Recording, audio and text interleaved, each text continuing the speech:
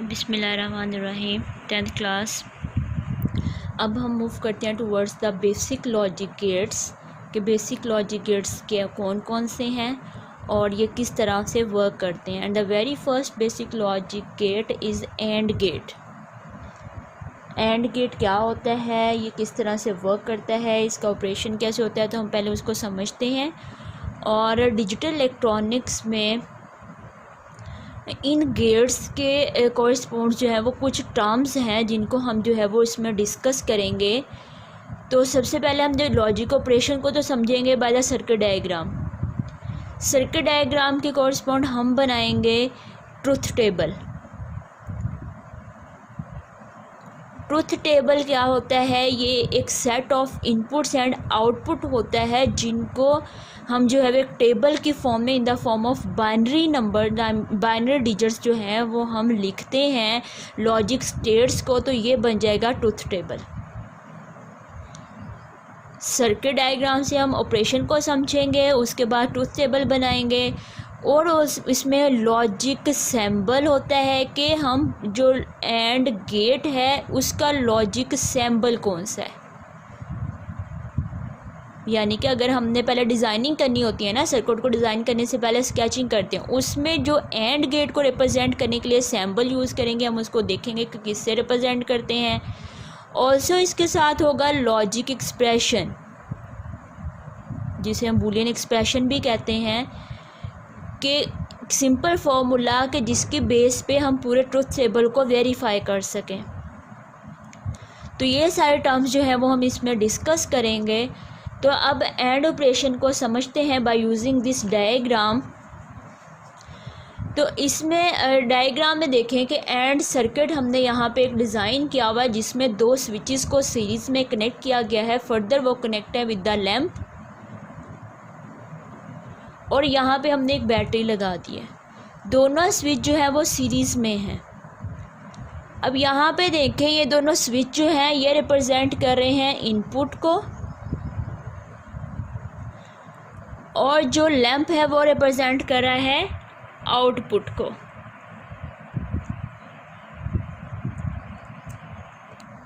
अब यहाँ पे इसकी वर्किंग देखते हैं कि लॉजिक्स देखते हैं, किन लॉजिक्स को यूज़ करेंगे, लैंप कब ऑफ होगा कब ऑन होगा।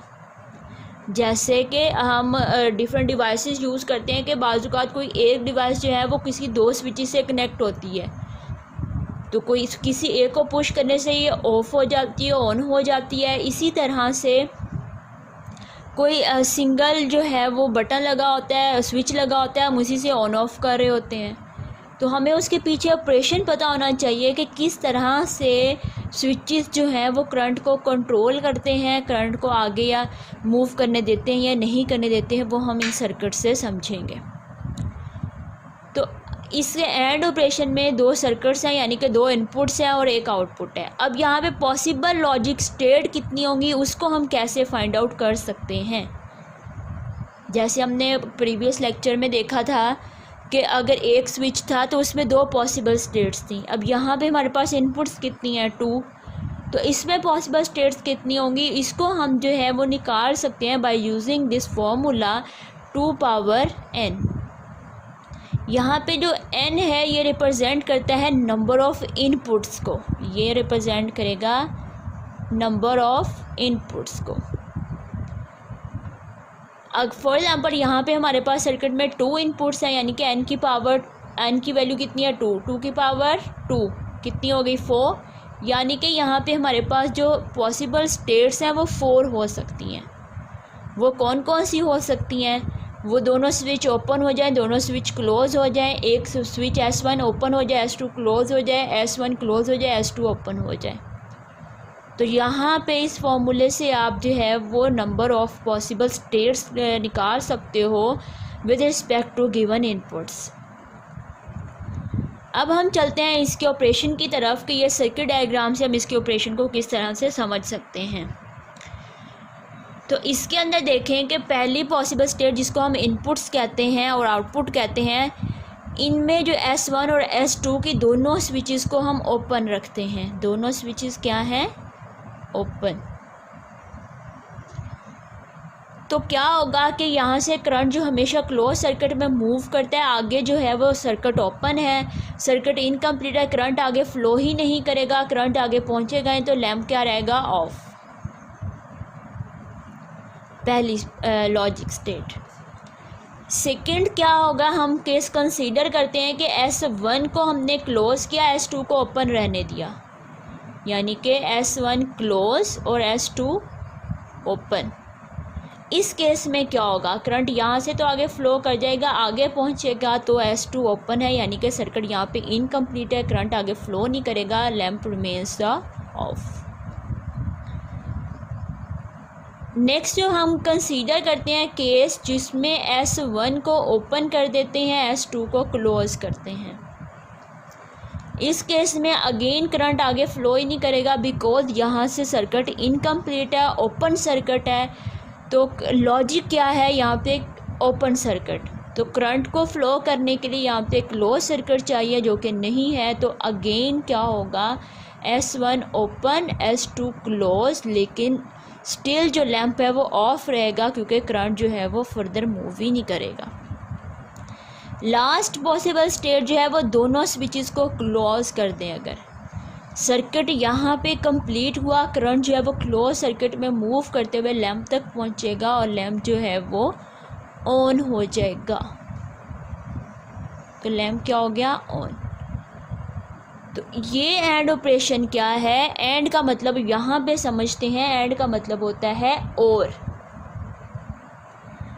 कि जितनी इनपुट्स हमने गिवन है वो जितनी कंडीशंस हैं वो इन दोनों पे लगेंगी, S1 और S2 पे। तो अब यहाँ पे इनपुट्स के कोरिस्पॉन्ड हमें आउटपुट जो है वो कब मिल रही है, जब दोनों स्विचेस ऑन होंगे, यानी कि क्लोज होंगे। दोनों स्विचेस पे इनपुट जो है वो अगर हाई होगी तभी आउटपुट भी हमें हाई मिलेगी, यानी कि लैंप जो है वो ऑन होगा। तो एंड ऑपरेशन की हम डेफिनेशन क्या कर सकते हैं कि logic operation which gives the high output only when all of its inputs are high. Clear. तो अब यहाँ पे अगर हम जो है वो इन पॉसिबल स्टेट्स को in the form of binary digits जो है, यानी कि ट्रुथ टेबल की फॉर्म में राइट करें, और हम स्विचेस और लैंप्स को नाम दे दें इनपुट्स ए और बी का, और लैंप जो आउटपुट है उसको एक्स कह दें, यानी कि स्विच S1 ए और S2 बी। ये जो है ट्रुथ टेबल, ये बूलियन अलजेब्रा का पार्ट है कि किस तरह हम बाइनरी फॉर्मेट में जो है लॉजिक स्टेट्स हैं, लॉजिक कंडीशंस हैं, उनको हम राइट कर सकते हैं। तो इसमें आपके पास जो ए और बी है, यानी कि स्विचेस S1 और S2, ये दोनों स्विचेस ओपन थे, नो करंट, यानी कि 0 स्टेट पे थे। तो आउटपुट भी क्या थी, 0 लो थी, यानी कि लैंप ऑफ था। इसी तरह फिर आपके पास जब S2 क्लोज था, यानी कि 1 पे था, S2 ओपन था, 0 पे था, लैंप ऑफ था।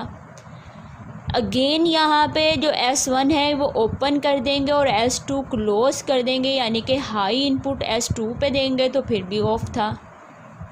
लास्ट क्या थी कि दोनों इनपुट्स हाई थी, यानी कि दोनों को हमने क्लोज किया था और आपके पास जो लैंप था वो ऑन था।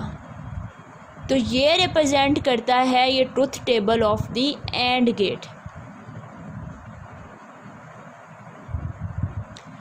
अब यहाँ पे अगर देखें तो 0 और 0 पे 0 मिला, यानी कि लो इनपुट्स पे आउटपुट भी लो, और हाई हमें तभी मिली जब सारी की सारी इनपुट्स जो हैं वो हाई हैं। इसका मतलब कि S1 एंड S2 जो ऑन होंगे तभी जो है वो आउटपुट भी हाई होगी। तो इसका जो लॉजिक एक्सप्रेशन होता है, जिसे हम बूलियन एक्सप्रेशन कहते हैं, लॉजिक एक्सप्रेशन या बूलियन एक्सप्रेशन, बूलियन यानी कि बाइनरी फॉर्मेट में आउटपुट जो है वो इक्वल किसकी होती है, A डॉट B के, यानी A डॉट B। यहाँ पे जो डॉट है ये रिप्रेजेंट कर रहा है मल्टीप्लिकेशन को। इसको हम यहाँ पे वेरीफाई कर सकते हैं कि 0 0 मल्टीप्लाई करेंगे आंसर 0, 1 को 0 से मल्टीप्लाई किया आंसर 0, 0 1 0 1 1 1। तो एंड ऑपरेशन बेसिकली मल्टीप्लाई करता है इनपुट्स को, और इसका जो लॉजिक सिंबल होता है, लॉजिक सिंबल क्यों हम यूज़ करते हैं? जब हम सर्किट्स डिज़ाइन करते हैं, पहले पेपर पे डिज़ाइनिंग की जाती है, उसके बाद फिर जो है वो बनाए जाते हैं, डिवाइसेस बनाई जाती हैं। तो जब सर्किट पे डिज़ाइनिंग की जाती है तो जहाँ पे एंड सर्किट यूज़ होगा वहाँ पे एक लॉजिक सिंबल यूज़ किया जाता है। वो लॉजिक सिंबल की ये शेप दी, और ये दोनों लाइंस जो है वो इनपुट्स को रिप्रेजेंट करेंगी, और ये जो है वो आउटपुट को, यानी कि यहाँ पे आउटपुट हमें कब मिलेगी? जब दोनों जो हैं वो एंड हो रहे होंगे। तो इसको रीड कैसे करेंगे? x is equals to A and B. ये डॉट है, ये रिप्रेजेंट किसको कर रहा है? एंड ऑपरेशन को, कि यहाँ पे इनपुट्स के दरमियान में एंड ऑपरेशन हो रहा है। तो ये था एंड ऑपरेशन। इसको हम अब यहाँ पे एंड गेट की डेफिनेशन देखते हैं कि एंड गेट क्या होता है। तो लॉजिक गेट या logic circuit which implement the AND operation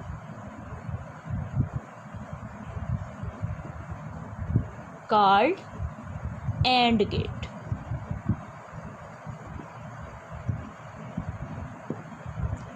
clear? तो ये आज का हमारा टॉपिक था जिसमें हमने एंड ऑपरेशन को समझा, हमने डिफरेंट टर्म्स देखी। अब इसको आप लोगों ने प्रिपेयर कैसे करना है? इसमें सबसे पहले आपने एंड ऑपरेशन की डेफिनेशन लिखनी है, जो मैंने बताई थी कि logic operation which give the output high only when all of its inputs are high. इसकी डेफिनेशन आप ट्रुथ टेबल की यहाँ पे बना सकते हो, जहाँ पे इनपुट डिफरेंट आ रही है ना वहीं से, ठीक है। उसके बाद आपने लॉजिक सिंबल देना है, राइट करनी है हेडिंग, उसके बाद लॉजिक एक्सप्रेशन देना है, फिर सर्किट डायग्राम, और फिर ये ऑपरेशन को आपने एक्सप्लेन करना है in the form of inputs S1 and S2। And में फिर आप जो है वो लॉजिक गेट यानी कि एंड गेट को डिफ़ाइन करोगे। इसी तरतीब से आपने इस टॉपिक को लेके चलना है। तो ये पेपर पॉइंट ऑफ व्यू से और प्रैक्टिकल पॉइंट ऑफ व्यू से ये टॉपिक बहुत इंपॉर्टेंट है। फर्दर क्लासेस में, हायर क्लासेस में भी आपको बहुत हेल्पफुल होगा। बेसिक लॉजिक गेट्स, यहाँ पे आपके कॉन्सेप्ट क्लियर होंगे तो आगे जाके ये मॉडिफाइड फॉर्म में जब आप लोग इनको स्टडी करोगे तो आपको बहुत अच्छे से समझ आ जाएंगे।